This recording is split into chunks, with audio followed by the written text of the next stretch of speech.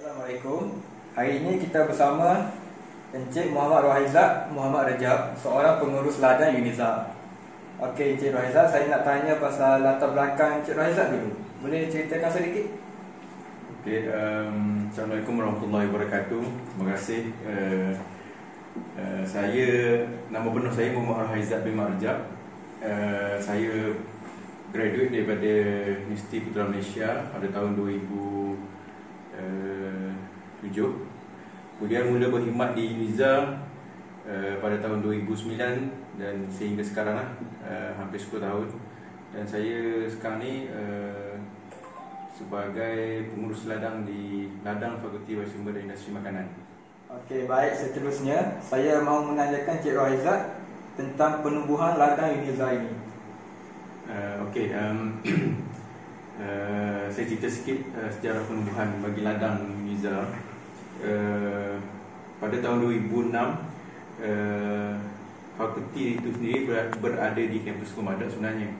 Kemudian kita unit ladang ataupun bahagian ladang ni berada di bawah Jabatan Sains Tanaman pada tahun 2006. Itu di bawah fakulti baik fakulti pertanian dan bioteknologi yang mana kita punya ladang berada di kampus Komadak lah, dengan luasan saya ingat pada masa itu lebih kurang 3.5 ekar. So awal penumbuhan tu memang fokus untuk kita bantu pengajaran dan pembelajaran lah bagi pelajar di fakulti. Kemudian pada 2014 kita berpindah ke kampus Besut. Pada masa itu dikenali sebagai kampus Tembila, yang mana kita masih berada di bawah fakulti lah masa itu. Pada 2016 kita telah dipindahkan ataupun dibawa ke Institut Kajian Pengeluaran Pertanian dan Inovasi Makanan Agropolis, yang mana bertempat di kampus Besut lah. Kemudian pada 2017 kita diberi mandat untuk menjadi sebagai sebuah PTJ sendiri, yang mana kita stand alone. Kita mengurus daripada sumber direct daripada universiti, dan kita memberi servis kepada fakulti pada tahun 2017. Kemudian pada 2019 kita dimasukkan semula ke Fakulti Biosumber dan Industri Makanan, yang mana menjadi kita punya KPI untuk bantu pengajaran di peringkat fakulti lah, di samping projek-projek yang berkaitan pertanian yang dilaksanakan di ladang.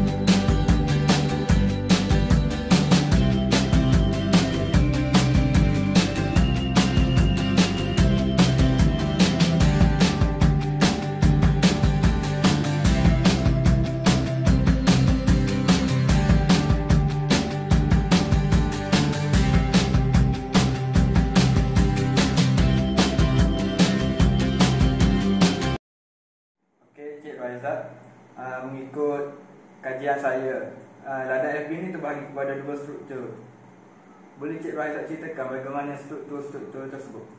Okey, ladang di fakulti ni kita terbahagi pada dua lokasi lah. Lokasi yang pertamanya di kampus tu sendiri, iaitu kampus Besut. Kita kategorikan sebagai ladang terbilang. Kemudian ladang kedua adalah di ladang Pasir Eka, iaitu lebih kurang 40 km daripada kampus Besut. Okey, kedua-dua ladang ni mempunyai kelebihan dan kekurangan tersendirilah. Yang mana di ladang terbilang ni kita berkuasa lebih kurang 300 hektar yang digazetkan sebagai ladang untuk diusahakan. Tapi yang dikategorikan sebagai ladang aktif ni lebih kurang dalam 200 hektar saja. Yang mana di ladang terbilang kita fokus kepada cash crop, iaitu tanaman kontan seperti tembikai, ubi keledek dengan labu. Kemudian kita juga di sana juga kita lebih fokus pada teknologi terbaru, dan untuk tapak-tapak untuk projek-projek pelajar dan BDP lah, pengajaran. Okey, manakala di Pasir Eka kita lebih fokus pada ke arah komersial lah. Yang mana selain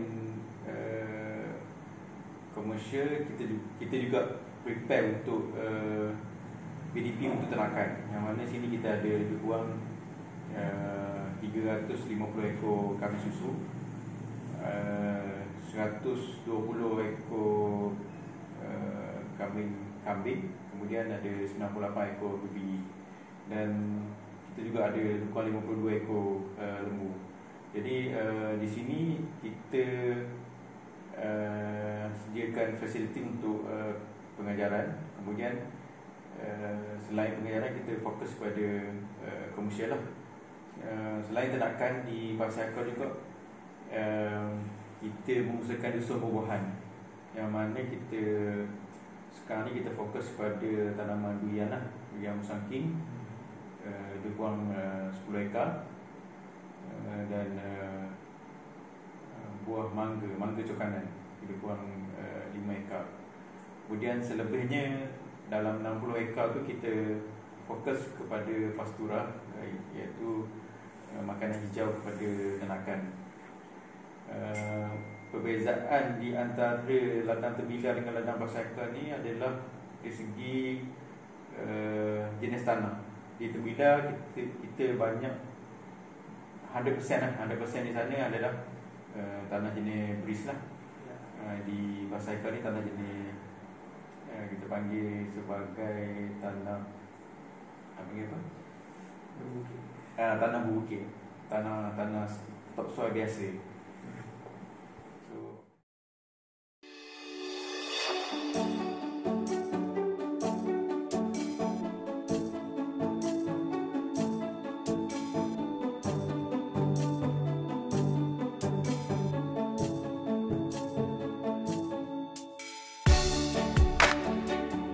Hari ni kita melawat susu kambing.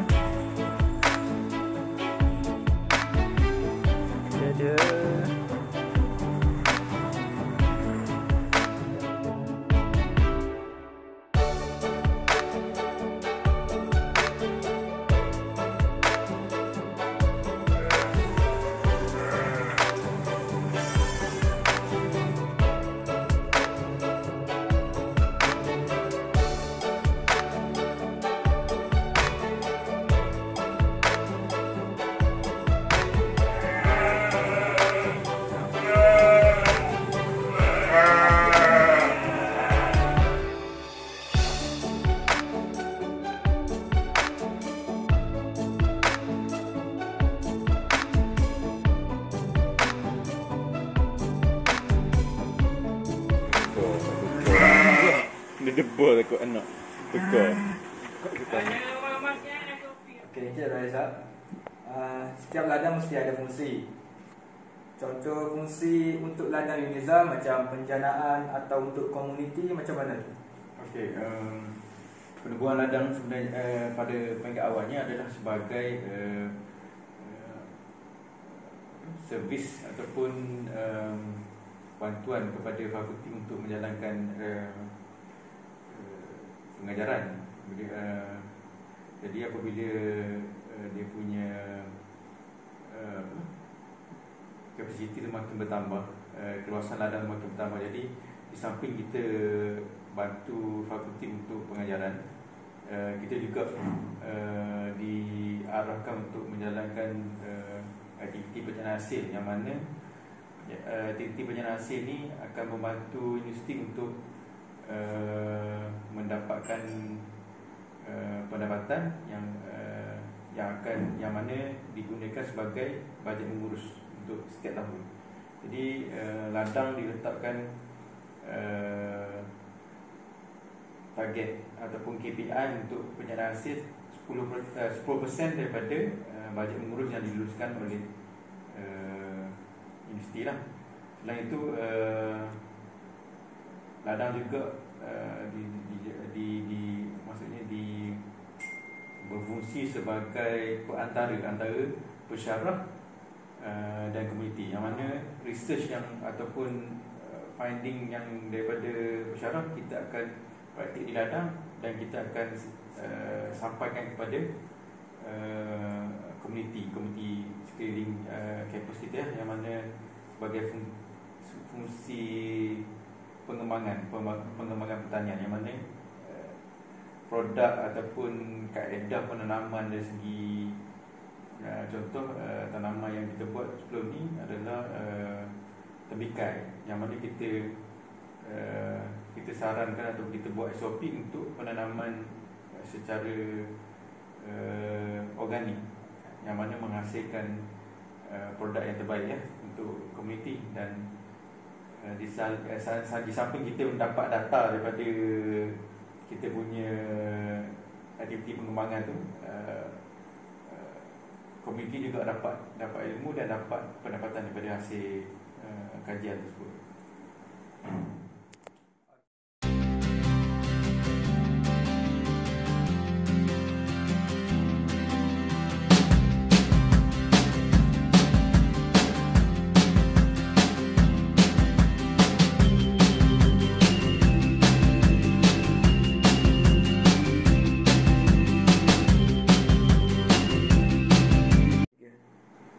Sebelum kita berakhir, saya mahu menanyakan Encik Raizat tentang pelan jangka panjang untuk ladang ni. Okey, untuk pelan jangka panjang ladang Uniza, kita berharap ladang Uniza ni akan dijadikan sebagai ladang komersial lah, di samping kita bantu pengajaran. Kemudian kita dijadikan sebagai ladang contoh ataupun ladang rujukan di peringkat komuniti dan universiti-universiti lain lah. Di samping dengan pendidikan yang dilakukan oleh pensyarah, kita harap juga hasil daripada pendidikan tu kita dapat praktik di ladang, dan ladang Uniza dijadikan sumber rujukan di masa-masa akan datang. Okey, begitulah temu ramah kita tadi bersama Encik Raizat, iaitu seorang pengurus ladang Fakulti Biosumber dan Industri Makanan. Dengan ini saya ucapkan terima kasih kerana sudi ditemu ramah oleh saya. Okay.